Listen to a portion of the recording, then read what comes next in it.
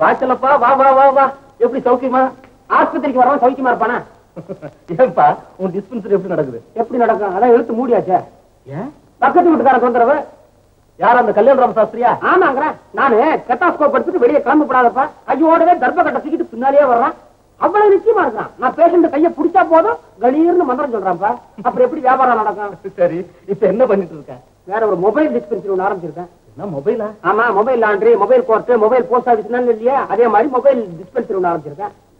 சரி, அதுவாவது எப்படி இருக்கு? எங்கிட்ட எது உருப்பிட்டது? ஒரு தெருவுக்கு போவேன். ஐயோ என்ன டாக்டர், 5 நிமிஷத்துக்கு முன்னால வந்துடக்கூடாது.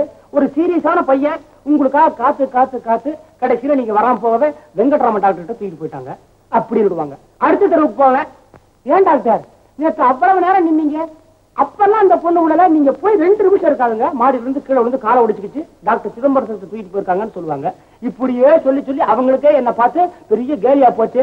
பார்த்தேன் வேலை இல்லாத டாக்டரா இருக்கிற காட்டுல பிஸியா இருக்கிற கம்பவுண்டரா இருக்கலாம்னு சொல்லித்தான் உங்ககிட்ட வந்திருக்கிறேன். நீ ஏன்பா கம்பவுண்டரா இருக்கணும்? நீ இருக்கிறேங்கறியா?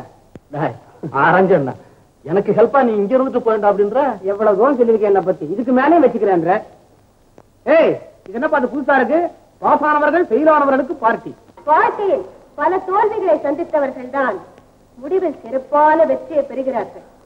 அதை போலவே பரீட்சையில் பல தடவை தோல்வியை கண்டவர்கள் தான் கடைசியில் சிறந்த அறிவாளிகளாக விளங்குகிறார்கள். நான் இப்படி சொல்வதால் பரீட்சையில் ஃபெயில் ஆகத்தான் வேண்டும் என்று யாரும் கருதிவிட வேண்டாம். மனம் தளர்ந்து விடக்கூடாது என்பதற்காகத்தான் இதை கூறுகிறேன். அடுத்தடுத்து முயன்றால் நிச்சயம் வெற்றி பெறலாம். இதை விடுத்து பரீட்சையில் தோல்வி கண்ட சில மாணவ மாணவிகள் தற்கொலை முயற்சிக்கு ஆளாகி பல விபரீத விளைவுகளை ஏற்படுத்தி விடுகிறார்கள். இந்த நிலை மாற வேண்டும். பிரமாதமா இல்ல? பொண்ணு பாஸ் பண்ணிருக்குது, அதான் வெளுத்து கட்டுது. ஃபெயிலான பொண்ணை பேச சொல்லி பாக்கலாம். கையும் ஓடாது காலம் ஓடாது. இப்ப எனக்கு தான்ப்பா கையும் ஓடாத காலம் ஓடல. நீங்களும் ஃபெயிலா? கோலாலம்பூர்ல இருந்து என் ஃப்ரெண்டு என் மகனுக்காக ஒரு ட்ரெயினரை பிரசன்ட் பண்ணிருக்கான்.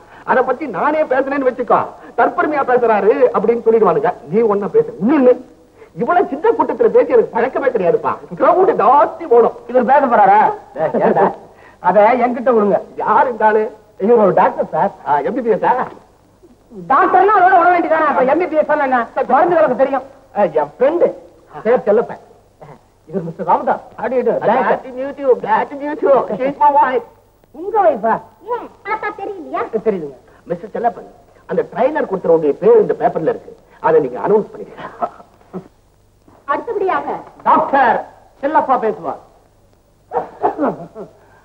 பெரியோர்களே, தாய்மார்களே, வனிதா அவர்கள் பரீட்சையில் பாஸ் ஆனது குறித்து கோலாலம்பூர் மாரிமுத்தவர்கள் அவர்களுக்கு சகல வசதியும் கொண்ட ஒரு ட்ரைனரை பரிசாக கொடுத்திருக்கிறார்கள்.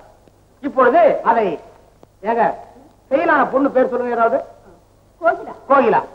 பரீட்சையில் ஃபெயிலான கோகிலா அவர்கள் இப்பொழுது அந்த ட்ரைனரை திறந்து வைப்பார்கள்.